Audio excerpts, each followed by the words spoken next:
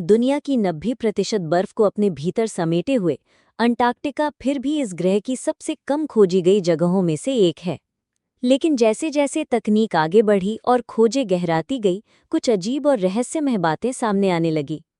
पुराने नक्शे जो अंटार्कटिका को बिना बर्फ के दिखाते हैं और सैटेलाइट इमेजेस जिनमें कुछ आकृतियां इतनी परफेक्ट दिखती हैं कि वे प्राकृतिक लगती ही नहीं, इन सब ने अंटार्कटिका को सिर्फ बर्फ और सन्नाटे की धरती नहीं बल्कि एक रहस्य बना दिया है।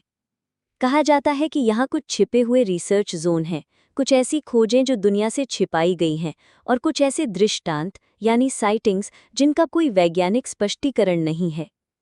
इस डॉक्यूमेंट्री में हम जानेंगे अब तक अंटार्कटिका में क्या-क्या खोजा गया है, कौन-कौन सी कहानियां इतिहास के रास्ते हम तक पहुंची हैं और कैसे ये सब उसके नीचे छिपे रहस्यों से जुड़ी हो सकती हैं।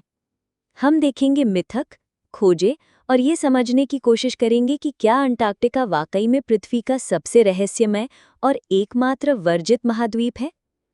आपको मिलेंगी किंवदंतियां, दिखेंगे सबूत और आप खुद तय करेंगे कि अंटार्कटिका असल में क्या छुपा रहा है। 2016 में जो सैटेलाइट इमेजेस एल्सवर्थ माउंटेन्स के ऊपर ली गई, उन्होंने एक जिज्ञासा की लहर पैदा कर दी।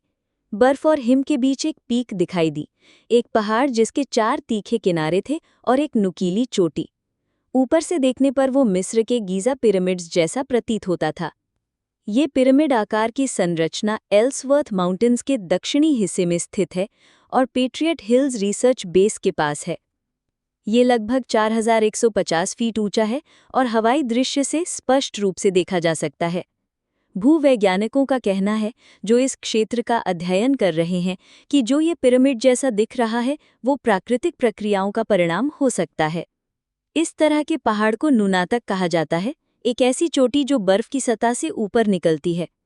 करोड़ों वर्षों के दौरान तेज हवाओं, कड़ाके की ठंड और पिघलने फिर जमने के चक्रों ने इसकी सतहों को तेज और त्रिकोणीय आकार दे दिया। इस प्रक्रिया को फ्रीज थॉ वेदरिंग कहा जाता है और ये ठंडे क्षेत्रों में सामान्य होता है। इस तरह के इरोजन से कभी-कभी चट्टानों में आश्चर्यजनक रूप से परिपूर्ण आकृतियां बन जाती हैं। स्विस एल्प्स में भी ऐसे पिरामिड जैसे पहाड़ पाए गए हैं, जैसे कि मैटरहॉर्न। फिर भी अंटार्कटिका के इस पिरामिड का आकार कुछ अलग है। अधिकतर प्राकृतिक त्रिकोणीय चोटियों में सिर्फ 1 या 2 समतल चेहरे होते हैं, लेकिन इस पहाड़ के चारों ओर सपाट और समांतर किनारे हैं, जो इसे लगभग एक परिपूर्ण ज्यामितीय आकार देते हैं। इसी वजह से कुछ शोधकर्ता और स्वतंत्र थ्योरिस्ट्स का मानना है कि ये सिर्फ एक सामान्य पहाड़ नहीं हो सकता। उनका कहना है कि शायद ये एक प्राचीन मानव निर्मित संरचना हो, पिरामिड जो अब बर्फ के नीचे दब चुका हो। ये सिद्धांत तब और रोचक हो जाते हैं जब हम इसकी तुलना दुनिया के दूसरे प्राचीन पिरामिड से करते हैं। मिस्र, मेक्सिको और पेरू के पिरामिड्स में कई समानताएं हैं। चौड़ा आधार, ढलवा किनारियां और चारों दिशाओं के साथ सटीक संरेखण।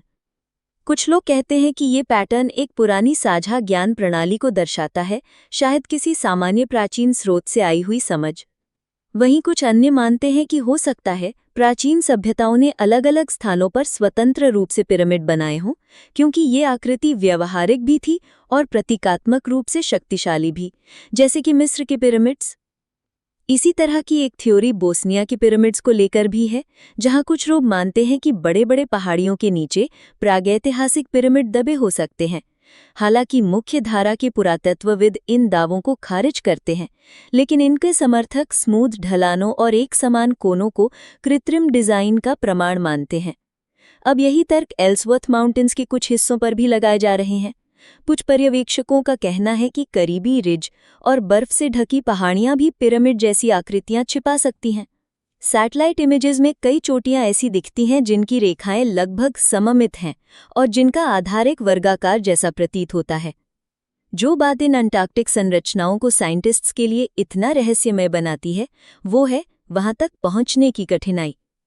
ये पूरा महाद्वीप एक विशाल बर्फ की चादर से ढका हुआ है और कुछ क्षेत्रों में ये बर्फ 1 मील से भी ज्यादा मोटी है। सिर्फ एक बहुत ही छोटा सा हिस्सा ही सतह से दिखाई देता है। भीषण मौसम, दुर्गम स्थान और अंतर्राष्ट्रीय नियमों की वजह से यहाँ पर बड़े स्तर की खोजबीन लगभग असंभव हो जाती है। इसी कारण से इन संरचनाओं के पीछे की असली कहानी अब तक छिपी हुई है। हालांकि पिछले कुछ वर्षों में सैटेलाइट टेक्नोलॉजी ने साइंटिस्ट्स और रिसर्चर्स को अंटार्कटिका को पहले से अधिक विस्तार से देखने का अवसर दिया है। उच्च ऊंचाई से ली गई तस्वीरों ने बर्फीली सतह पर और भी अजीबोगरीब संरचनाएं सामने लाईं। इनमें कुछ बड़ी गहरी आकृतियां शामिल हैं जो ऐसे लगते हैं जैसे किसी पहाड़ की ढलान पर दरवाजे काटे गए हों, और कुछ पैटर्न्स तो बिल्कुल मानव निर्मित सीढ़ियों जैसे दिखाई देते हैं। इन खोजों ने साइंटिस्ट्स और थ्योरिस्ट्स के बीच कई चर्चाओं को जन्म दिया है। सबसे ज्यादा चर्चित संरचनाओं में से एक पूर्वी अंटार्कटिका के एक दुर्गम क्षेत्र में देखी गई। वहां पर एक बड़ा आयताकार खुला हिस्सा साफ दिखाई देता है। ये एक चट्टान की दीवार पर स्थित है जिसे मोटी बर्फ और हिम की परतें घेरे हुए हैं। इस ओपनिंग का आकार असामान्य रूप से साफ और ज्यामितीय है, तीखी रेखाओं के साथ, जो इसे आसपास के प्राकृतिक परिदृश्य से एकदम अलग बनाता है। ये संरचना अपने संतुलन, सीधे किनारे और अंधेरे आंतरिक भाग के कारण और भी ज्यादा अलग प्रतीत होती है। कुछ लोग अनुमान लगाते हैं कि ये डोरवे इतनी बड़ी हो सकती है कि इसके अंदर एक पूर्ण आकार का हवाई जहाज भी प्रवेश कर सके। ग्लेशियोलॉजी के हिम वैज्ञानिकों ने इसके कुछ प्राकृतिक कारण भी बताए हैं। उनका मानना है कि इस तरह की ओपनिंग्स बर्फ के धीरे धीरे चट्टानों के आसपास खिसकने से बन सकती हैं। साथ ही तेज हवाओं और तापमान में बदलाव का भी असर होता है। समय के साथ पिघलने और जमने के चक्र यानी मेल्टिंग और रीफ्रीजिंग साइकिल्स ऐसे गैप्स बना सकते हैं जो बर्फ हटने पर ज्यामितीय आकार लेते हैं। कुछ वैज्ञानिक ये भी कहते हैं कि ये डोरवे किसी रिज का ऊपरी हिस्सा हो सकता है जो बर्फ के पिघलने के बाद सतह पर आ गया हो। एक और रहस्यमयी खोज अंटार्कटिका के तट के पास एक दक्षिणी द्वीप पर मिली। वहां एक विशाल गुफा का द्वार रिकॉर्ड किया गया जो बर्फ से ढके हुए पहाड़ के तल पर स्थित है। गुफा का काला अंदरूनी हिस्सा ये नहीं दिखाता कि उसमें क्या छिपा है, लेकिन प्रवेश द्वार के आसपास का क्षेत्र और भी अजीब है। ढलान के नीचे कुछ काली क्षैतिज रेखाएं दिखती हैं जो एक दूसरे के समांतर चलती हैं और धीरे धीरे ऊपर उठती हैं।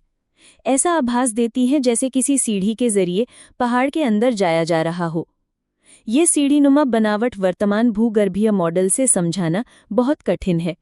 प्राकृतिक बर्फ या चट्टानों की परतें आमतौर पर इतनी साफ और स्टेप जैसी संरचना नहीं बनाती। कुछ लोग अनुमान लगाते हैं कि ये आकार शायद किसी प्राचीन ढयाव या असमान पिघलने की वजह से बना हो सकता है, लेकिन इनका समान अंतर और सीधा डिजाइन कुछ और ही कहानी बयान करता है। शायद कोई ज्यादा जटिल उत्पत्ति। रहस्य और भी गहरा तब हो जाता है जब कुछ संरचनाएं समय के साथ बदलती दिखाई देती हैं। कुछ वर्षों में ये ओपनिंग्स और स्टेप्स साफ दिखती हैं और फिर कुछ सालों में वे बर्फ की नई परतों के नीचे छुप जाती हैं। फिर जब तेज हवाएं चलती हैं या मौसमी बदलाव होते हैं तो ये संरचनाएं फिर से सामने आ जाती हैं, कभी नए आकारों के साथ, कभी अतिरिक्त डिटेल्स के साथ।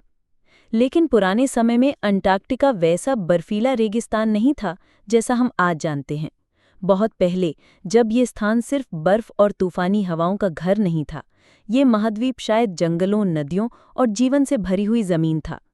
आज के वैज्ञानिक प्रमाण इतने मजबूत हो चुके हैं कि अंटार्कटिका की एक बिल्कुल अलग तस्वीर उभरती है, एक ऐसी तस्वीर जो लोगों में जिज्ञासा और बहस दोनों को जन्म देती है। पिछले 100 वर्षों में भूवैज्ञानिकों और पेलियोबॉटनिस्ट्स ने अंटार्कटिका की मोटी बर्फ की सतह के नीचे जम चुके जंगलों के अवशेष खोजे हैं। बियर्डमोर ग्लेशियर क्षेत्र, जो साउथ पोल से सिर्फ 500 किलोमीटर दूर है, वहां 1912 में रॉबर्ट फैल्कन स्कॉट की टीम ने बीच ट्री जैसे पत्ते खोजे थे। पहले उन्हें गलत समझा गया, लेकिन बाद की स्टडीज ने ये पुष्टि कर दी कि वे असली थे। और भी दक्षिण में अलेक्जेंडर आइलैंड और अंटार्कटिक पेनिनसुला में वैज्ञानिकों ने पत्थर बन चुके पेड़ मिले, जो अब भी वहीं की मिट्टी में जमे हुए थे जहां वे कभी उगते थे। कुछ पेड़ जो अब पूरी तरह फॉसिल बन चुके हैं, 7 मीटर तक ऊंचे थे। उनके आसपास प्राचीन परागकण, पत्तियां और वर्षावनों के जैविक अवशेष मिले, जो सब ये दर्शाते हैं कि 10 करोड़ साल पहले ये जगह एक हरा भरा तापकटिबंधीय वर्षावन हुआ करता था। ये जंगल उस भूदृश्य का हिस्सा थे जिसमें घुमावदार नदियां, दलदल और तटीय मैदान शामिल थे। भले ही अंटार्कटिका साउथ पोल के पास स्थित है, उस समय ग्लोबल क्लाइमेट बहुत गर्म था। जमे हुए पौधों के प्रमाणों से ये पता चलता है कि तापमान 13 डिग्री सेंटीग्रेड से 21 डिग्री सेंटीग्रेड के बीच था और वहां लंबे बर्फीले सर्दियों का कोई नामो निशान नहीं था। ऐसे वातावरण में सदाबहार पेड़, शंकुधारी वृक्षों और फर्न्स उगते थे, यहाँ तक कि जब महीनों तक अंधकार रहता था। हाल की बर्फ खुदाई ने वही पुष्टि की जो सतह पर मेरे जीवाश्म पहले ही संकेत दे रहे थे। राइस यूनिवर्सिटी की टीम ने अंटार्कटिक पेनिनसुला के तट के पास गहराई में प्राचीन परागकण खोजे। उनकी खोजों से ये सामने आया कि सिर्फ 1.2 करोड़ साल पहले तक वहां टुंड्रा प्रकार की वनस्पति थी। उसके बाद ही बर्फ बनने की प्रक्रिया धीरे धीरे शुरू हुई। ये सारे प्रमाण एक स्पष्ट चित्र बनाते हैं। अंटार्कटिका का एक जमी हुई बंजर जमीन में बदल जाना एक क्रमिक प्रक्रिया थी और कुछ इलाके उम्मीद से कहीं ज्यादा समय तक बर्फ से मुक्त रहे। अब सवाल उठता है कि क्या इतना समय और अनुकूल परिस्थिति थी कि वहां कभी मानव या पूर्व मानव सभ्यता का अस्तित्व हो सकता था? मुख्यधारा के पुरातत्वविद इस थ्योरी को पूरी तरह नकारते हैं। वैज्ञानिक सहमति के अनुसार होमो सेपियंस का अस्तित्व केवल 3 लाख वर्षों से है, जबकि अंटार्कटिका की बर्फ की चादरें 1.4 करोड़ वर्ष पुरानी हैं। ये डेटा सबसे पुराने ज्ञात आइस सैंपल्स पर आधारित है। लेकिन फिर भी कुछ अलग-थलग रिपोर्ट्स और विवादित खोजें लोगों में संदेह और रुचि पैदा करती हैं। एक मामले में एक भूवैज्ञानिक टीम ने डोबलडे ग्लेशियर के पास एक विशाल पत्थर की संरचना की रिपोर्ट दी थी। उनका कहना था कि ये एक स्तंभों वाली इमारत थी, जिसका आधार इतना बड़ा था कि वो किसी रोमन एम्फीथिएटर की बराबरी कर सकता था। वहां पत्थर के ब्लॉक्स, वस्तुएं और सिक्के भी मिले, जिन पर अजीब जानवरों के चिन्ह बने हुए थे।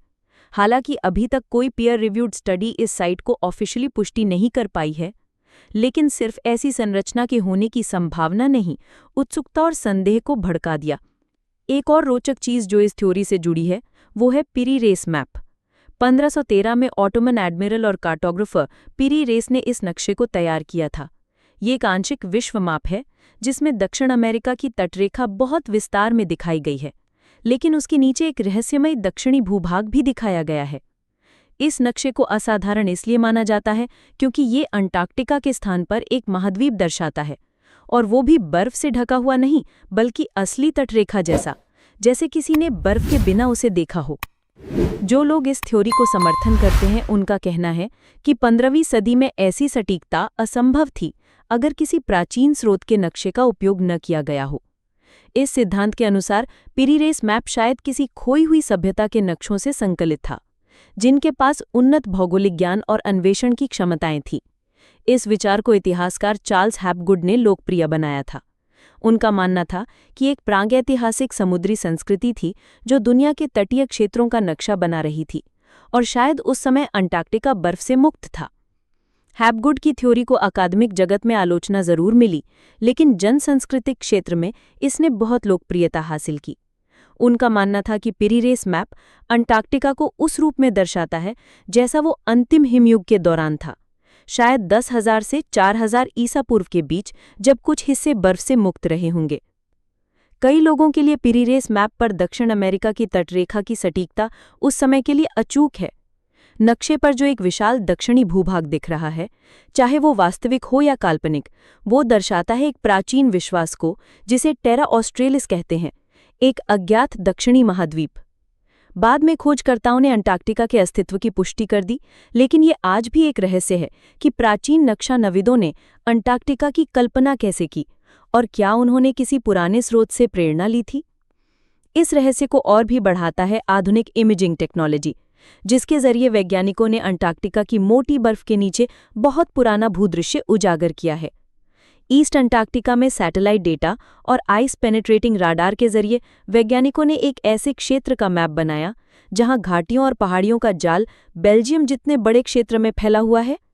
ये पूरा भूदृश्य, जिसे कभी नदियों और मौसम ने आकार दिया था, कम से कम 1.4 करोड़ वर्ष से अछूता रहा है। ये भूदृश्य नॉर्दर्न यूरोप जैसा लगता है, पहाड़ियों, पठारों और आपस में जुड़ी जलधाराओं के साथ। वैज्ञानिकों का मानना है कि ये इलाका कभी वनस्पति और वन्य जीवन को सहारा देता था, जब पृथ्वी का मौसम बहुत गर्म था।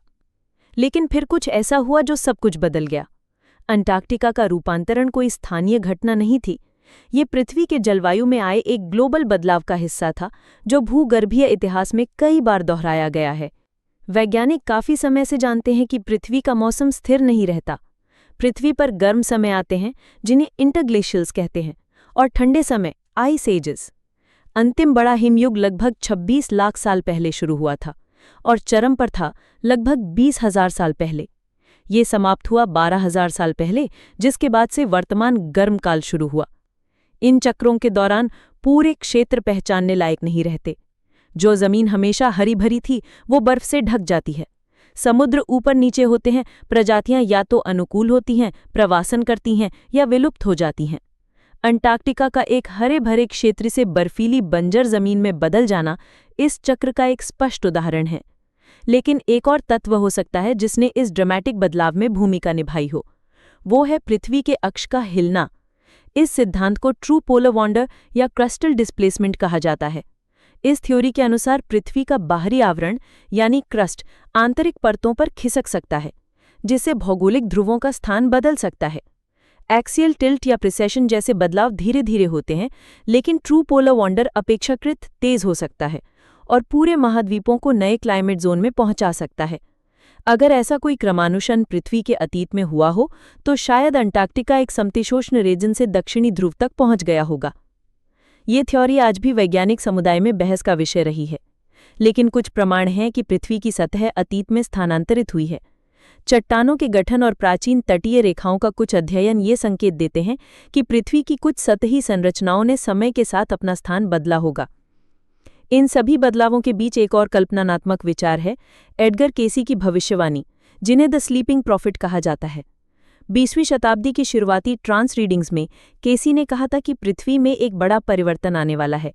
उन्होंने जलवायु परिवर्तन, समुद्र स्तर में वृद्धि और संपूर्ण क्षेत्रों के डूब जाने की बात की। उनकी सबसे चौंकाने वाली भविष्यवाणी ये थी कि अंटार्कटिका, जो लोगों को एक निर्जन बंजर जमीन लगता है, वो फिर से उपजाऊ और जनसंख्या से भरा हुआ बनेगा। केसी का मानना था कि पृथ्वी के ध्रुवों का स्थान बदलने से भीषण बाढ़ें आएंगी, जो प्राचीन जमीनों को उजागर कर देंगी और आधुनिक सभ्यताओं को नष्ट कर देंगी। उनका कहना था कि एक दिन अंटार्कटिका की जमी हुई जमीन पिघलेगी और वहां जीवन वापस लौटेगा, हरियाली, नदियां और शायद सभ्यताएं भी। अगर केसी की भविष्यवाणी किसी पुरानी स्मृति पर आधारित थी, तो एक डरावनी संभावना उठती है कि क्या अंटार्कटिका में कभी कोई प्राचीन सभ्यता थी जो जलवायु परिवर्तन और ध्रुवों की हलचल की वजह से नष्ट हो गई?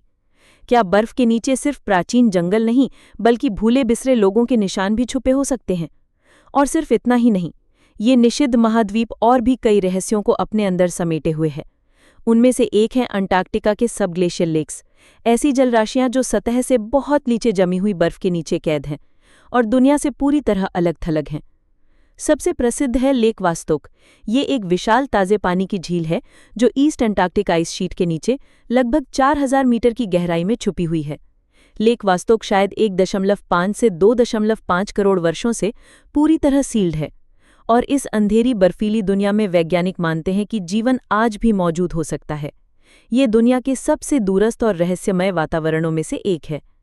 2012 में जब रूसी वैज्ञानिकों ने 1 दशक से भी ज्यादा की ड्रिलिंग के बाद झील की सतह तक पहुंचना शुरू किया, तो उन्होंने एक ऐसी दुनिया में प्रवेश किया जो ना कभी रोशनी में थी ना हवा में। और वो एक ऐसा समय था जब मनुष्य इस धरती पर आए भी नहीं थे। जैसे ही बोरहोल खुला, पानी दबाव के कारण ऊपर निकल आया और ड्रिलिंग फ्लूइड्स के साथ मिल गया। मिशन वहीं रुक गया और कोई सही नमूना नहीं लिया जा सका। लेक वॉस्टॉक अकेली नहीं है। अब तक वैज्ञानिकों ने अंटार्कटिका के नीचे 400 से ज्यादा सबग्लेशियल झीलों की पहचान की है।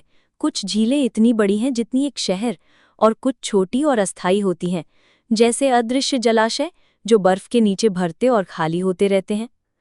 ये झीलें सूरज की गर्मी से नहीं, बल्कि धरती के अंदर से आने वाली गर्मी और ऊपर से बर्फ के इंसुलेटिंग प्रेशर से तरल रूप में बनी रहती हैं। ये झीलें एक दूसरे से भूमिगत नदियों के नेटवर्क से जुड़ी हुई हैं, जिसे कुछ वैज्ञानिक फ्रोजन वेटलैंड भी कहते हैं। हाल के वर्षों में कुछ अभियानों ने इन झीलों तक पहुंच भी बनाई है। लेक मर्सर, जो वेस्ट अंटार्कटिक आइस शीट के नीचे है, वहां वैज्ञानिकों ने कुछ असाधारण खोज की। पूरे अंधकार और जबरदस्त दबाव के बावजूद एक बैक्टीरियल इकोसिस्टम मिला जिसमें सूक्ष्मजीव न केवल जीवित थे बल्कि पनप भी रहे थे। बिना सूर्य की रोशनी, बिना ऑक्सीजन और बिना सतही पोषक तत्वों के भी ये बैक्टीरिया जीवित थे।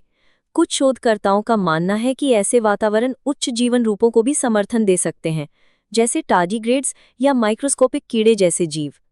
लेकिन सबसे चौंकाने वाली खोज थी लेक एनिग्मा, इस बर्फीली झील के तल पर कुछ अजीब संरचनाएं मिली जिनके ऊपर समृद्ध माइक्रोबियल मैट्स विकसित हुए थे, जैसे कालीन या छोटे वृक्षों जैसी आकृतियां।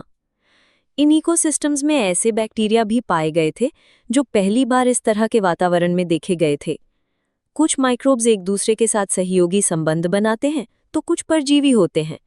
इनकी जैविक जटिलता का स्तर इतना उन्नत था कि अनुभवी वैज्ञानिक भी चकित रह गए। दूसरे स्थानों पर जब बर्फ की शेल्फ टूटती और गिरती है तो वैज्ञानिकों को ऐसे सी फ्लोर क्षेत्र देखने को मिलते हैं जो सदियों तक बर्फ के नीचे छिपे रहे थे। ऐसे ही एक घटना में जॉर्ज 6 आइस शेल्फ के नीचे एक इकोसिस्टम मिला। जहां सदियों तक बर्फ जमी रही, वहां वैज्ञानिकों ने बड़े कोरल्स, विशाल समुद्री मकड़ियां, मछलियां, ऑक्टोपस और अन्य जीव खोज निकाले जो पूर्ण अंधकार में फल फूल रहे थे। इन जीवों का आकार और आयु ये दर्शाते हैं कि वे वहां दशकों से बिना बाधा के रह रहे थे, गहरे समुद्री धाराओं से आने वाले पोषक तत्वों पर निर्भर होकर। एक और मामले में जब वैज्ञानिक फिल्चनर रोने आइस शीट में ड्रिलिंग कर रहे थे तो उन्हें गलती से समुद्र तल पर एक बोल्डर मिला जो स्थिर जीवों से ढका हुआ था, जैसे स्पंज और अज्ञात फिल्टर फीडर्स। ये जीव वहां मिले जहां से सूर्य की रोशनी 260 किलोमीटर दूर है, एक ऐसी जगह जहां वैज्ञानिकों को जीवन की कोई उम्मीद नहीं थी। फिर भी ये जीव वहां पनप और जीवित थे, ऐसी परिस्थितियों में जो पहले जीवन के लिए बिल्कुल शत्रुतापूर्ण मानी जाती थी। उनका भोजन शायद धीमी समुद्री धाराओं के जरिए आता था और इतनी दूर से आने के बाद भी उन्हें जीवित रखने में सक्षम था। इन तमाम वैज्ञानिक सफलताओं के बावजूद अंटार्कटिका तक पहुंच आज भी बेहद सीमित है। कठोर मौसम, राजनीतिक संधियां और पर्यावरण सुरक्षा उपाय बड़े पैमाने पर खोज को लगभग असंभव बना देते हैं। महाद्वीप का अधिकांश हिस्सा आज भी छुआ नहीं गया है। कई विशाल क्षेत्र अब भी अनएक्सप्लोर्ड हैं। और फिर भी वैज्ञानिकों ने जितना थोड़ा सा हिस्सा देखा है इस जमे हुए संसार का, उससे एक बात तो स्पष्ट हो जाती है, अंटार्कटिका मरा हुआ नहीं है। और एक और चीज जिसे किसी वैज्ञानिक ने उम्मीद नहीं की थी, सफेद बर्फ और बर्फीले रेगिस्तान के बीच एक चमकता हुआ लाल झरना। मैकमर्डो ड्राई वैलीज के गहरे क्षेत्र में टेलर ग्लेशियर के किनारे से बहता है ये लाल रंग का झरना, जिसे कहते हैं ब्लड फॉल्स। ये एक अवास्तविक और चौंकाने वाला प्राकृतिक दृश्य है जो अंटार्कटिका की सबसे रहस्यमय और भुताहा घटनाओं में से एक है। दूर से देखने पर लगता है जैसे ग्लेशियर खून बहा रहा हो। ये झरना 5 मंजिल ऊंचा है और इसका गहरा लाल रंग बर्फ की सफेदी पर एक खुले घाव जैसा दाग बना देता है। ये पृथ्वी के सबसे ठंडे और सबसे सूखे रेगिस्तान में स्थित है और इसका अस्तित्व न केवल चौंकाने वाला है बल्कि वैज्ञानिक दृष्टिकोण से भी अद्भुत है। ब्लड फॉल्स के पीछे का वैज्ञानिक कारण भी उतना ही आकर्षक है जितना इसका दृश्य। लगभग 5 मिलियन वर्ष पहले जब ये क्षेत्र समुद्र के नीचे था तो समुद्र के वापस जाने के बाद वहां खारे पानी की जेबें छूट गई थी जो बाद में बर्फ की परतों के नीचे पूरी तरह सील हो गई थी। 400 मीटर ग्लेशियर के नीचे फंसे इस अनोखे प्राचीन झील में प्रकाश, ऑक्सीजन और वायुमंडल से पूरी तरह कटकर समय के साथ पानी और भी खारा और लोहे से भरपूर होता गया क्योंकि आसपास की चट्टानों से मिनरल घुलते गए। आज ये पानी दबाव के कारण ग्लेशियर के अंदर एक दरार से सतह तक आता है। जैसे ही ये हवा के संपर्क में आता है, इसमें मौजूद लोहा ऑक्सीकरण हो जाता है और पानी लाल रंग में बदल जाता है। परिणाम, एक प्राकृतिक लेकिन अजीब खून जैसे दिखने वाला झरना। लेकिन ब्लड फॉल्स की कहानी सिर्फ रसायन शास्त्र पर खत्म नहीं होती। इसके लोहे से भरे पानी में छिपा है एक आइसोलेटेड इकोसिस्टम जो सूक्ष्म जीव से भरा है।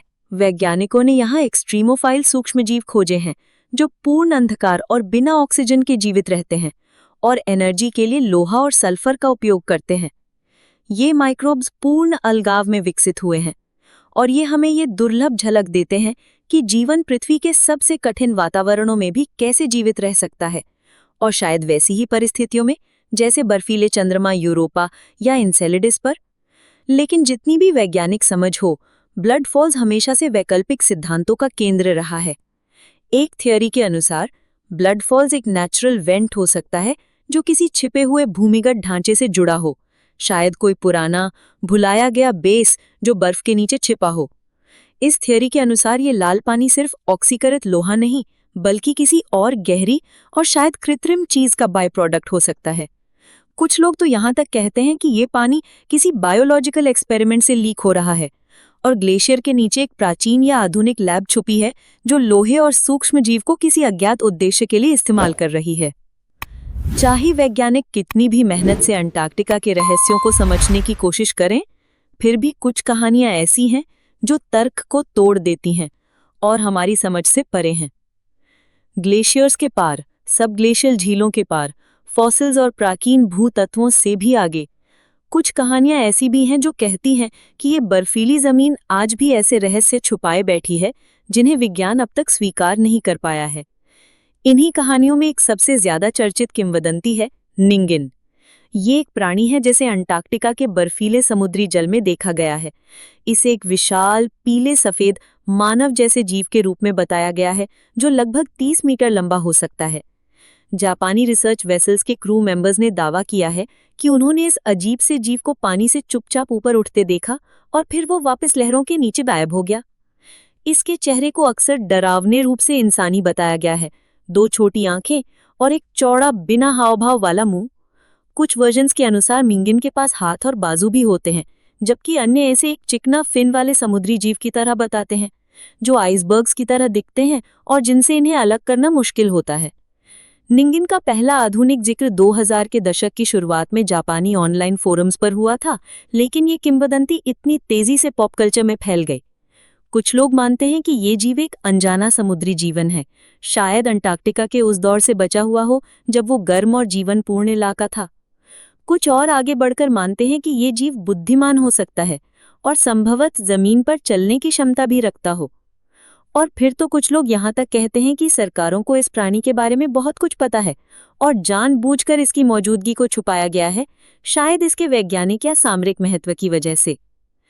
एक और प्रसिद्ध पौराणिक जीव है क्रैकन, जिसे आमतौर पर नॉर्स माइथोलॉजी और नॉर्थ अटलांटिक से जोड़ा जाता है, लेकिन साउथर्न ओशन में भी इसका अपना एक वर्जन मौजूद है। 2016 में डिसेप्शन आइलैंड के पास एक सैटेलाइट इमेज में पानी में एक लंबी परछाई दिखी, जिसे कई लोगों ने क्रैकन जैसा माना। वैज्ञानिकों ने उसे एक समुद्री चट्टान बताया, लेकिन उस परछाई की शक्ल ने लोगों की जिज्ञासा और डर दोनों बढ़ा दिए। और जब हम ये जानते हैं कि कोलोसल स्क्विड्स, जो दुनिया के सबसे बड़े स्क्विड्स होते हैं, इन गहराइयों में पाए जाते हैं, तो अंटार्कटिका के अंधेरे पानी में विशाल समुद्री राक्षसों का विचार और भी यकीन करने लायक लगता है। लेकिन हर कहानी राक्षसों के बारे में नहीं होती। कुछ कहानियां तो और भी ज्यादा डिस्टर्बिंग होती हैं। 20वीं सदी के दौरान कई खोजकर्ताओं और वैज्ञानिकों ने बार बार अजीब अनुभवों की रिपोर्ट दी, जैसे कोई उन्हें देख रहा हो या बर्फ में कोई अदृश्य उपस्थिति उनके पास चल रही हो। अंटार्कटिका की लंबी अंधेरी सर्दियां और दूर-दराज रिसर्च स्टेशनों की तीव्र एकांतता एक ऐसा माहौल बनाती है जो पैरानॉर्मल एनकाउंटर्स के लिए परफेक्ट है। सबसे प्रसिद्ध कहानियों में से एक है सर अर्नेस्ट शैकल्टन की, वही ब्रिटिश खोजकर्ता जिन्होंने heroic age of Antarctic exploration के दौरान कई यात्राएं की थीं। 1916 में जब वो साउथ जॉर्जिया आइलैंड में एक निराशाजनक ट्रैक पर थे, उन्होंने महसूस किया जैसे उनकी छोटी सी टीम के साथ एक चौथा सदस्य भी चल रहा हो, जबकि ग्राउंड पर केवल 3 लोग ही थे। बाद में उनके दोनों साथियों ने भी यही अनुभव कंफर्म किया। सबको लगा कि कोई और भी उनके साथ चल रहा था। कुछ कहानियां और भी ज्यादा डार्क हैं। उनमें से एक सबसे अलौकिक कहानी शुरू होती है 1840 के आसपास। उस समय की रिपोर्ट्स के अनुसार एक ब्रिटिश व्हेलिंग शिप जिसका नाम था होप, साउथ शेटलैंड आइलैंड्स के पास नेविगेट कर रही थी, जब उसकी क्रू ने बर्फ में फंसी हुई एक जहाज देखी। जब वो पास पहुंचे तो उन्होंने एक स्कूनर देखी जिसे पहचाना गया जेनी नाम की शिप के रूप में, जो पूरी तरह से बर्फ में जमी हुई थी। लेकिन जब उन्होंने जहाज के अंदर झांका तो जो देखा उसने इस कहानी को पोलर लोक कथाओं की सबसे डरावनी कहानी बना दिया। जेनी का पूरा क्रू अभी भी शिप पर ही था, सब मरे हुए, लेकिन उनके शरीर जमे हुए थे, जैसे वो आज भी अपने अपने स्टेशनों पर ड्यूटी कर रहे हों। शिप की लॉगबुक में आखिरी एंट्री कैप्टन के हाथ लिखी गई थी, 4 मई 1923, 71 दिनों से खाना नहीं, मैं ही अब अकेला जीवित बचा हूँ। होप शिप ने इस डरावनी खोज को डॉक्यूमेंट किया, लेकिन शिप को वैसे का वैसा बर्फ में ही छोड़ दिया और इसके बाद जेनी को फिर कभी नहीं देखा गया। एक और बार बार सुनी जाने वाली कहानी आती है दुनिया के सबसे सूखे इलाकों में से एक मैकमर्डो ड्राई वैलीज से। इस ठंडी रेगिस्तानी जमीन में बिखरे हुए हैं कई अबैंडन्ड हट्स और आउटपोस्ट्स जो शुरुआती एक्सपीडिशंस के दौरान छोड़े गए थे। दशकों के दौरान वहां तैनात लोगों ने कई बार अजीब आवाजें, बर्फ में बिना निशान के कदमों की आवाज, दरवाजों के चरमराने और हवा में गूंजती आवाजों की रिपोर्ट दी है। कुछ अकाउंट्स बताते हैं कि जब कुछ रिसर्चर्स इनमें से एक पुरानी हट के अंदर गए तो उन्हें एक अजीब सी उपस्थिति महसूस हुई, जैसे कोई उन्हें घूर रहा हो। कुछ लोगों ने बताया कि उनके टूल्स गायब हो गए और थोड़ी देर बाद वही टूल्स वापस वही मिले जहां पहले थे। वैज्ञानिक इन घटनाओं को समझाते हैं अत्यधिक एकांत, कठोर वातावरण और एंटार्क्टिका जैसे सुनसान इलाके में मानसिक तनाव के प्रभाव के रूप में। शांति, बेहद ठंड, अनंत रोशनी या कभी-कभी पूर्ण अंधकार, ये सब मिलकर इंसानी दिमाग पर असर डालते हैं और कई बार लोग ऑडिटरी इल्यूजन्स या अजीब बेचैनी महसूस करते हैं। लेकिन सभी लोग इस एक्सप्लेनेशन को नहीं मानते। उनके लिए ये बात कि ब्लड फॉल्स, वही अजीब और अनएक्सप्लेन्ड जगह इसी क्षेत्र में स्थित है, एक बड़ा कोइंसिडेंस लगती है, या शायद कुछ और। अंटार्कटिका के रहस्यों में लोगों की दिलचस्पी आज की बात नहीं है। मॉडर्न सैटेलाइट्स और इंटरनेशनल ट्रीटीज से बहुत पहले से ये बर्फीला महाद्वीप एक्सप्लोरर्स, साइंटिस्ट्स, यहाँ तक कि कुछ विवादित रिजीम्स का भी ध्यान आकर्षित करता रहा है। इन रिजीम्स में से एक थी Nazi Germany. World war II शुरू होने से पहले अंटार्कटिका के फ्रंटियर पर एक महत्वाकांक्षी और अब लगभग भूली जा चुकी एक्सपीडिशन हुई जो आगे चलकर असंख्य थियरीज का केंद्र बन गई। 1938 में एडोल्फ हिटलर ने एक गुप्त अंटार्कटिक मिशन को अनुमति दी।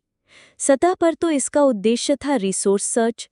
जर्मनी युद्ध के लिए तैयारी कर रहा था और वो चाहता था कि उसकी फॉरेन इंपोर्ट्स पर डिपेंडेंस कम हो। उस समय व्हेल ऑयल, जो मार्जरीन, साबुन और अन्य फैट बेस्ड प्रोडक्ट्स के लिए ज़रूरी था, काफ़ी डिमांड में था। जर्मनी उस समय नॉर्वे पर निर्भर था, लेकिन हिटलर के युद्ध के लिए स्वावलंबन ज़रूरी था और इसके लिए साउदर्न ओशन एक परफेक्ट टारगेट था। ये एक्सपीडिशन जल्दी से ऑर्गेनाइज की गई। 17 दिसंबर 1938 एक जहाज़ MS श्वाबनलैंड हैम्बर्ग पोर्ट से रवाना हुआ। उस जहाज पर थे 82 लोग, साइंटिस्ट्स, नेवल ऑफिसर्स, टेक्नीशियंस और एक नाजी पार्टी का प्रतिनिधि। उनका डेस्टिनेशन था एक बड़ा unclaimed territory queen mod land में, जो ब्रिटिश और नॉर्वेजियन सेक्टर के बीच आता है। अगले कुछ हफ्तों में वो जहाज अंटार्कटिका के आइसी कोस्ट लाइन तक पहुंचा और वहां से उन्होंने अपने 2 डॉर्नियर वॉल सी प्लेन्स लॉन्च किए अंटार्कटिका के आसमान में। वो एयरक्राफ्ट अंटार्कटिका के ऊपर से उड़ते हुए विस्तृत इलाकों का सर्वेक्षण कर रहे थे और नीचे गिरा रहे थे एल्यूमिनियम डार्ट्स जिन पर स्वस्तिका बना हुआ था, ताकि जर्मनी का टेरिटोरियल क्लेम दर्ज किया जा सके। जर्मनों ने इस नई टेरिटरी का नाम रखा न्यू स्वाबिया। बर्ड की कथित डायरी के अनुसार अगर्था के निवासियों ने उसे चेतावनी दी थी कि न्यूक्लियर हथियारों के खतरे और मानव समाज की गलत दिशा के बारे में। उन्होंने दावा किया कि वो लोग सतह पर रहने वाली सभ्यता को सदियों से देख रहे हैं और अब उन्हें उसके विनाशकारी स्वभाव से डर लग रहा है। बर्ड से कहा गया कि वो अपने सीनियर्स को शांति और संतुलन का ये मैसेज दे और फिर उसे बर्फीले रास्ते से वापस भेज दिया गया। लेकिन आज तक ये दस्तावेज कभी आधिकारिक तौर पर प्रमाणित नहीं किया गया, भले ही कई लोग इस पर विश्वास करते हैं। कुछ लोगों का मानना है कि ये डायरी नकली है। वो कहते हैं कि बर्ड ने खुद ऐसा कभी नहीं कहा और कोई आधिकारिक सबूत नहीं है कि ऐसा कुछ हुआ था। फिर भी ये कहानी जिंदा रही, ऑपरेशन हाईजंप की रहस्यमयता और बर्ड के कुछ इंटरव्यूज के कारण। एक दुर्लभ इंटरव्यू में जो मार्च 1947 में चिली में प्रकाशित हुआ था, बर्ड ने कहा था कि अंटार्कटिका भविष्य में सामरिक रूप से अहम भूमिका निभा सकता है।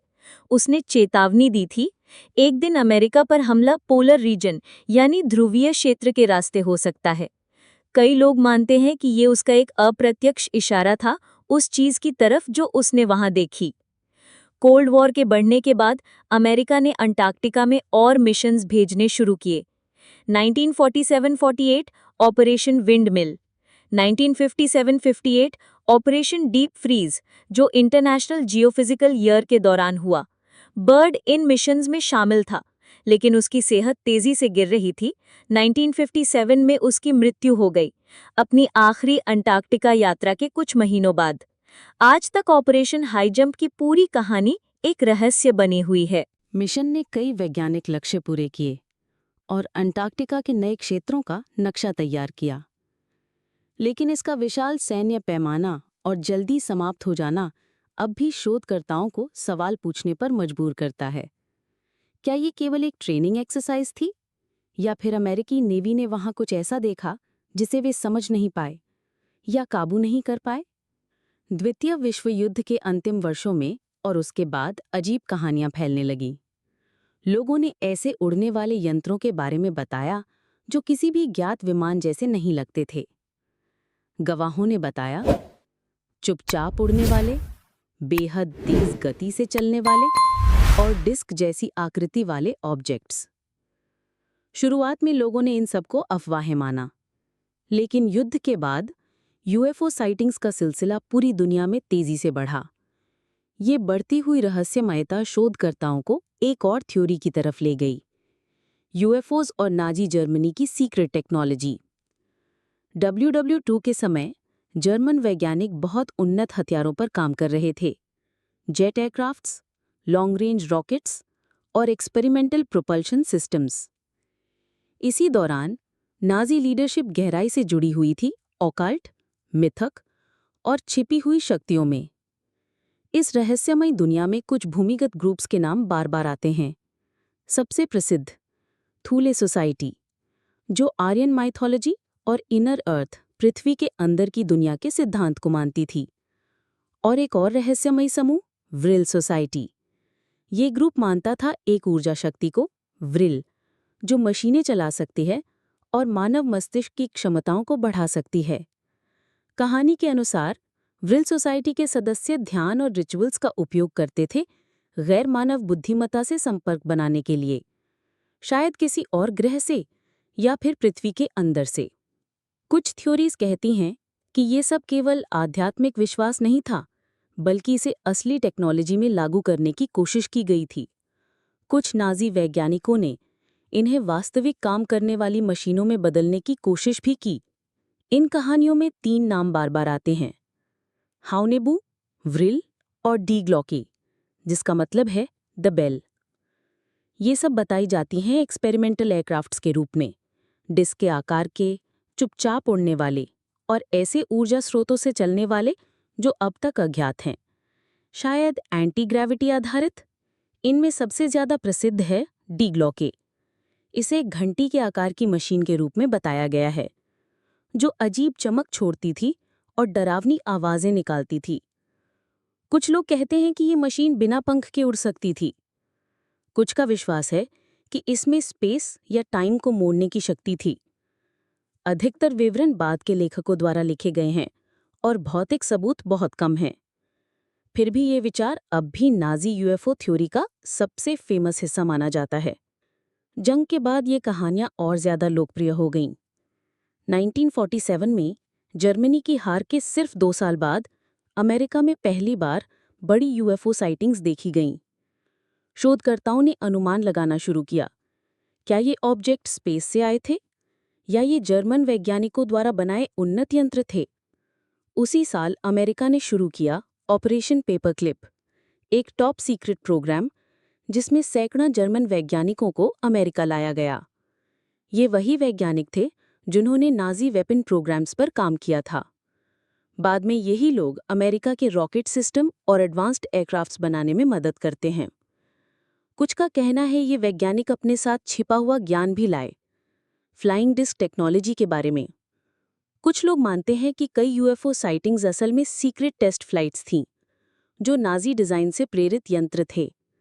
वहीं दूसरी तरफ सोवियत यूनियन ने भी कई वैज्ञानिक, दस्तावेज और उपकरण अपने कब्जे में कर लिए।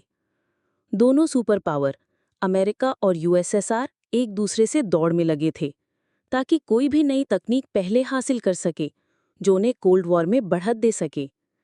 अगर सच में ये डिस्क शेप्ड एयरक्राफ्ट्स मौजूद थे तो हो सकता है ये सीक्रेट मिलिट्री प्रोग्राम्स का हिस्सा बन गए हों। लेकिन इस थ्योरी का एक और गहरा हिस्सा भी है। कुछ लोग मानते हैं कि नाजियों ने ये मशीनें अकेले नहीं बनाईं, उन्हें किसी की मदद मिली थी। इन कहानियों के अनुसार नाजी लीडर्स का संपर्क हुआ था गैर मानव जीवों से, शायद किसी और ग्रह से या किसी और डायमेंशन से। ये संपर्क बताया जाता है मीटिंग्स, ड्रीम्स या मानसिक संवाद के जरिए। कुछ वर्जन्स कहते हैं कि युद्ध के बाद शेष नाजी वैज्ञानिक और नेता अंटार्कटिका भाग गए और वहां सीक्रेट बेस बनाकर काम जारी रखा। अगले कुछ दशकों में किताबें, मैगजीन्स और टीवी शोज ने इन विचारों को और ज्यादा लोकप्रिय बना दिया। नाजी साइंस, यूएफओज और एलियंस के बीच के कनेक्शन की थ्योरीज और भी ज्यादा डिटेल्ड और ड्रामेटिक होती गईं। कुछ कहते हैं नाजियों ने सीधे एलियंस के साथ काम किया। कुछ मानते हैं उन्होंने खोई हुई टेक्नोलॉजी खोजी जो किसी प्राचीन सभ्यता की थी, एक भूली हुई दुनिया का बचा हुआ विज्ञान। इतिहासकार मानते हैं कि नाजी जर्मनी हथियारों के विकास में काफी आगे था। जेट फाइटर्स, एडवांस्ड रॉकेट्स और अजीब एयरक्राफ्ट्स, ये सब असली थे। लेकिन जब बात आती है flying discs, anti gravity machines या एलियन संपर्क की, तो कोई ठोस सबूत नहीं मिला। अधिकतर दस्तावेज या तो गायब हैं या अप्रमाणित या शायद कभी अस्तित्व में ही नहीं थे। फिर भी ये कहानियां कभी बंद नहीं हुई, बल्कि आज के सैटेलाइट और हाई रेज इमेजिंग के युग में अंटार्कटिका के रहस्यमय कोनों पर और ज्यादा ध्यान दिया जा रहा है। आज भी लोग अंटार्कटिका में अजीब वस्तुएं, अजीब आकृतियां और रहस्यमय संरचनाएं देखते हैं। गूगल अर्थ जैसे प्लेटफॉर्म्स के माध्यम से अब आम लोग भी अंटार्कटिका के बर्फीले इलाकों को अपनी स्क्रीनों पर स्कैन कर सकते हैं। पिछले कुछ वर्षों में एक खास इमेज जो अंटार्कटिका के साउदर्न अटलांटिक सेक्टर से आई थी, ने अंतर्राष्ट्रीय ध्यान खींचा। एक सैटेलाइट इमेज में अंटार्कटिका की बर्फ पर एक लंबा सीधा निशान दिखाई दिया, जो एक विशाल काले ऑब्जेक्ट पर जाकर खत्म होता था, जो थोड़ा झुका हुआ और बर्फ में आधा डूबा हुआ, आधा बाहर निकला हुआ था। इस इमेज ने तुरंत इंटरनेट पर सनसनी मचा दी। कई लोगों ने इसे एक अनआइडेंटिफाइड फ्लाइंग ऑब्जेक्ट का क्रैश साइट कहा। जो निशान बर्फ में दिखा, उससे ये लगा कि ऑब्जेक्ट चलते हुए वहां तक पहुंचा था। इससे पता चलता है कि ऑब्जेक्ट में कोई इंजन या ताकत मौजूद थी जो ऐसा निशान छोड़ रही थी। और उस वस्तु का आकार पूरी तरह से अलाइंड, आंशिक रूप से दफन, इतना असामान्य था कि थ्योरीज की बाढ़ आ गई। कुछ लोगों ने कहा कि ये कोई सीक्रेट एयरक्राफ्ट है और कुछ ने सुझाव दिया कि ये इस दुनिया का है ही नहीं। एक और सैटेलाइट फोटो में एक अजीब सा ओवल स्ट्रक्चर दिखाई दिया, आधा बर्फ से ढका हुआ और स्मूथ सफेद सतह के बैकग्राउंड में साफ नजर आने वाला। इसका गोल और सिमेट्रिकल डिजाइन देखकर लोगों को लगा कि ये कृत्रिम हो सकता है। ऑनलाइन स्लूथ्स ने दावा किया कि ये एक जायंट डिस्क जैसा लगता है, शायद एक दफन किया गया स्पेसक्राफ्ट जो धीरे धीरे पिघलती बर्फ के जरिए बाहर आ रहा है। कुछ लोगों ने इसके मुड़े हुए किनारों की ओर इशारा किया और कहा कि ये कोई मशीन नहीं, बल्कि किसी बड़ी छुपी हुई संरचना का हिस्सा हो सकता है। थियोरीज चलने लगी कि ये शायद किसी अंडरग्राउंड फैसिलिटी का प्रवेश द्वार हो सकता है। लेकिन सभी साइटिंग्स टेक्नोलॉजिकल में ही थी।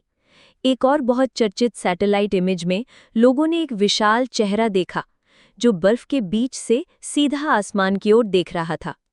साउथ ईस्टर्न एंटार्कटिका में मिली इस फॉर्मेशन में आंखें, नाक और मुंह दिखाई दिए, ऐसे जैसे किसी मैसिव सिर को बर्फ में तराशा गया हो। लोगों ने इसे तुरंत एलियन फेस का नाम दे दिया। कुछ लोगों ने इसकी तुलना प्राचीन मूर्तियों या पौराणिक प्राणियों से की। इस वजह से एक विचार वायरल हो गया कि किसी चीज या किसी ने एंटार्कटिका की बर्फ में अपना निशान छोड़ा है। कुछ के लिए ये खोए हुए अतीत का प्रमाण था और कुछ के लिए आधुनिक निगरानी रखने वालों का संकेत, जो अब भी बर्फ के नीचे छिपे हुए हैं। एंटार्कटिका की एक और क्षेत्र में एक अकेले आइसबर्ग की सैटेलाइट तस्वीर वायरल हुई जब उसका आकार एक विशाल जहाज जैसा दिखा, झुका हुआ और आधा बर्फ में डूबा हुआ। किसी विशेष एंगल से ये एक क्रूज लाइनर जैसा लगता था। खिड़कियां, डेक और फनल तक दिखाई दे रहे थे। किसी ने ये दावा नहीं किया कि ये वास्तव में कोई जहाज है, लेकिन उसकी ज्यामितीय स्पष्टता देखकर लोगों ने सुझाव दिया कि या तो ये कृत्रिम रूप से तराशा गया है या फिर ये किसी बुद्धिमान डिजाइन का परिणाम हो सकता है। थ्योरीज आई, सीक्रेट इंजीनियरिंग प्रयोग या एक अज्ञात अतीत का छोड़ा हुआ अवशेष जो अब बर्फ के पिघलने के साथ धीरे धीरे सामने आ रहा है। कुछ और रिपोर्ट्स और फोटोज में एक और अजीब खोज हुई, बिल्कुल सुरक्षित हालत में मिले सील्स के शरीर जो समुद्र से मीलों दूर ऊंचे पहाड़ों में पाए गए। ये मामीफाइड सील्स कभी-कभी सैकड़ों या हजारों साल पुराने थे, जो उन जगहों पर मिले जहां सील्स का प्रवास कभी नहीं हुआ। किसी को अब तक नहीं पता ये जानवर वहां तक कैसे और क्यों पहुंचे, या किस चीज ने उन्हें इतना अंदर खींच लिया। कुछ साइंटिस्ट्स मानते हैं कि शायद उन्होंने ग्लेशियर्स पर पड़ती रोशनी को पानी समझ लिया और वहां पहुंच गए। कुछ लोग कहते हैं ये निशान हो सकते हैं किसी प्राचीन जलवायु परिवर्तन के या ऐसे पुराने प्रवास रास्तों के जो तब अस्तित्व में थे जब जमीन का स्वरूप अलग था। किसी के लिए ये प्रकृति की पहेलियां हैं और किसी के लिए अतीत के मौन संकेत। दुनिया भर के साइंटिस्ट्स इन अजीब एंटार्कटिक खोजों के लिए तार्किक स्पष्टीकरण देते हैं। वो विज्ञान, जलवायु और भूगोल पर ध्यान केंद्रित करते हैं, लेकिन कई लोगों के लिए ये स्पष्टीकरण संतोषजनक नहीं है। उनके लिए सबसे संदिग्ध बात यही है कि एंटार्कटिका दुनिया की सबसे प्रतिबंधित और नियंत्रित जगहों में से एक है, और इस संदेह की शुरुआत होती है एक महत्वपूर्ण घटना से, द एंटार्कटिक ट्रीटी का साइन होना। 1 दिसंबर 1959, जब कोल्ड वॉर अपने चरम पर था, तब दुनिया के 12 देश वॉशिंगटन डीसी में इकट्ठा हुए एक ऐसी संधि पर हस्ताक्षर करने के लिए जो एंटार्कटिका का भविष्य बदलने वाली थी। इन देशों में थे अमेरिका, सोवियत संघ और यूनाइटेड किंगडम, जो सभी 1957-58 के इंटरनेशनल जियोफिजिकल ईयर के दौरान वैज्ञानिक अनुसंधान में शामिल थे। जो डॉक्यूमेंट साइन हुआ वो केवल 14 आर्टिकल्स का था, लेकिन इसका प्रभाव आधुनिक इतिहास की सबसे अनोखी और प्रभावशाली कूटनीतिक संधियों में से माना गया है। एंटार्कटिक ट्रीटी ऑफिशियली 23 जून 1961 को लागू हुई। इसने घोषणा की कि 60वें समानांतर रेखा के दक्षिण का पूरा महाद्वीप सिर्फ शांतिपूर्ण उद्देश्यों के लिए इस्तेमाल किया जाएगा। मिलिट्री गतिविधि वहां पूरी तरह से प्रतिबंधित थी। न्यूक्लियर टेस्ट और रेडियो एक्टिव वेस्ट डंपिंग भी मना थी। वैज्ञानिक अनुसंधान सभी सब्सक्राइबर देशों के लिए स्वतंत्र और खुला था। कोई भी देश नए क्षेत्रीय दावे नहीं कर सकता था और न ही मौजूदा दावों का विस्तार कर सकता था, और जो भी रिसर्च होती उसका डेटा पूरी दुनिया के साथ शेयर करना होता।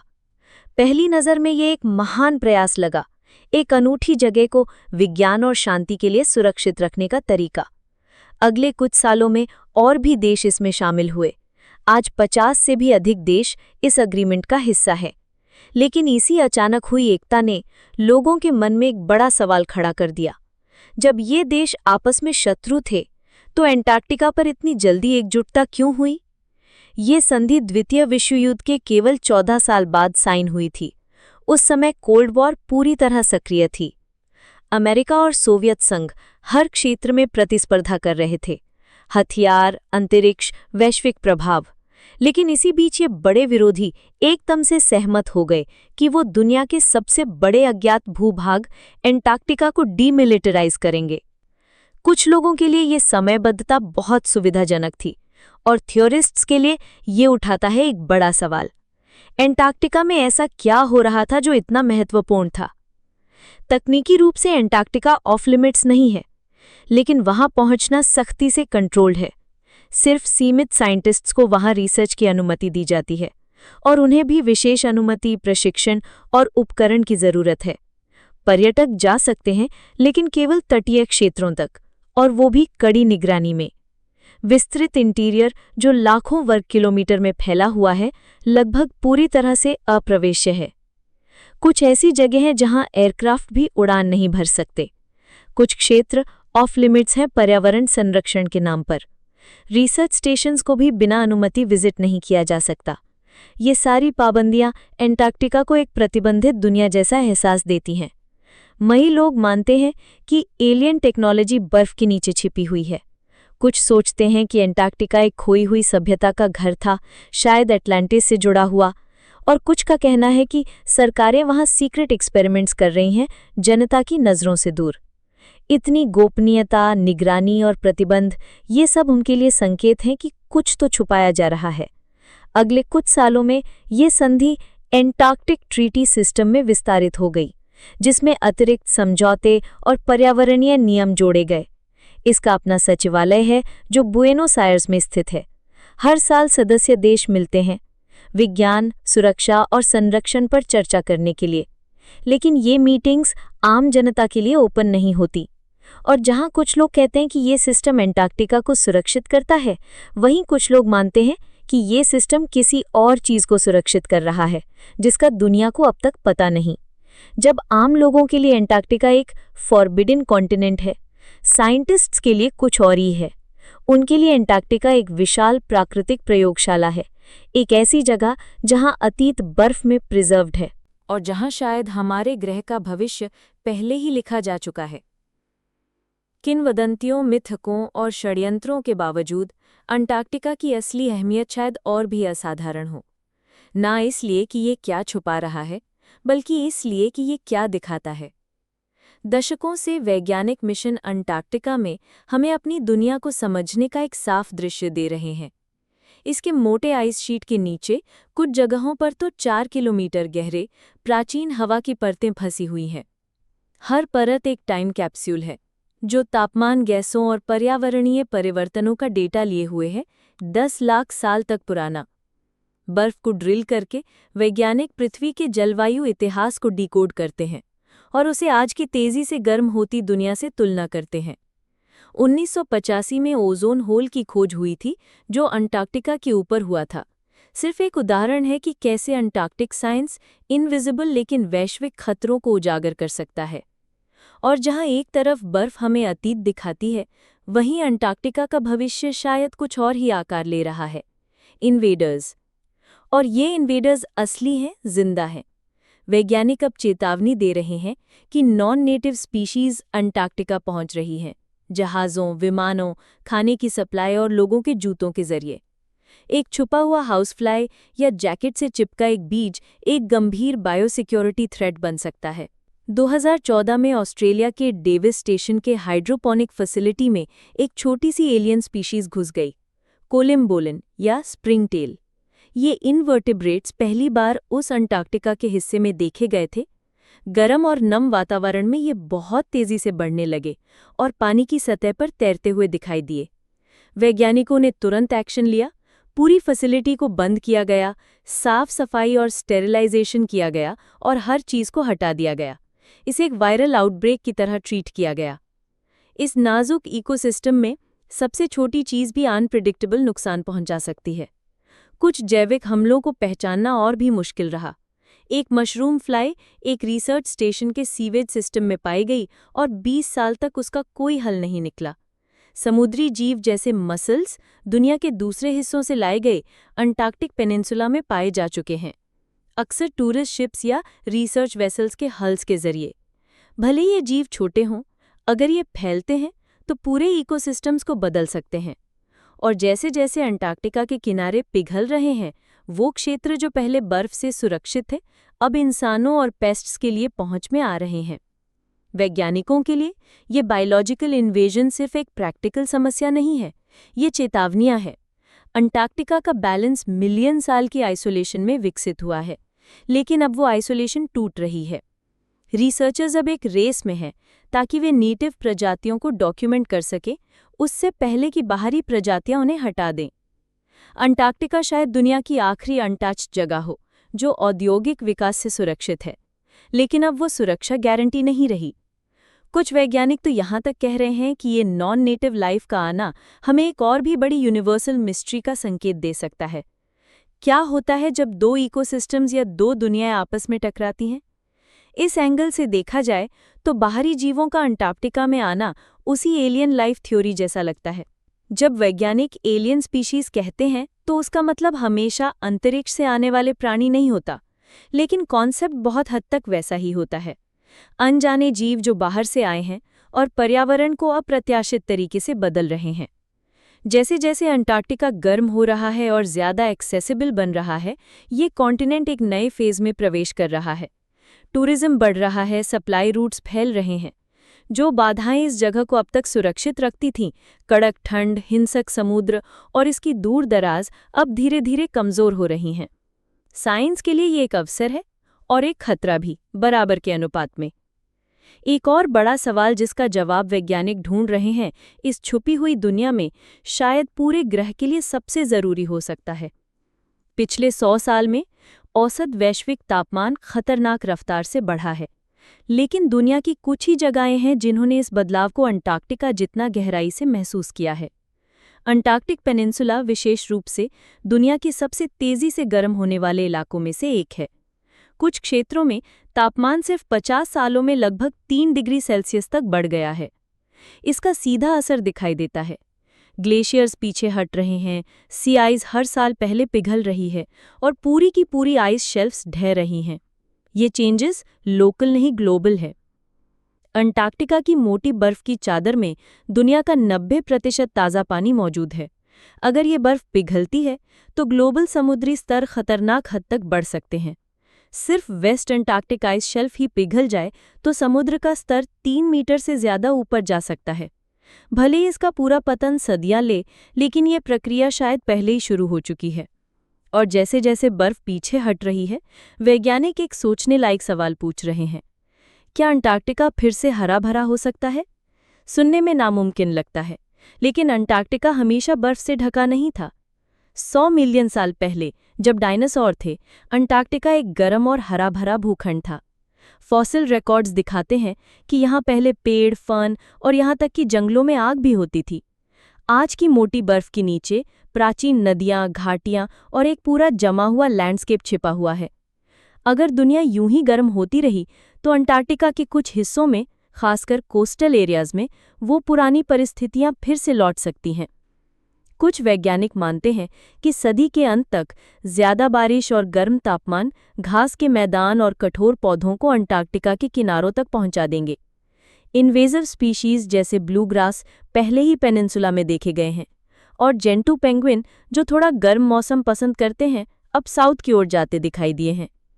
अगले 200 सालों में वैज्ञानिकों के अनुसार अंटार्कटिका की कुछ तटीय क्षेत्र इतने माइल्ड हो सकते हैं कि वहां सीमित कृषि संभव हो, जैसे कि जौ यानी बार्ले, आलू और कुछ पशु भी छोटे ग्रोइंग सीजन में सर्वाइव कर सकते हैं।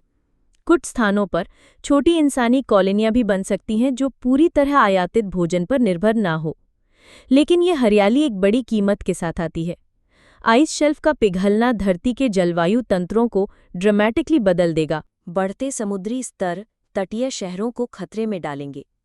जो इकोसिस्टम्स मिलियन वर्षों से अलग थलग थे, वो नई प्रजातियों से भर सकते हैं।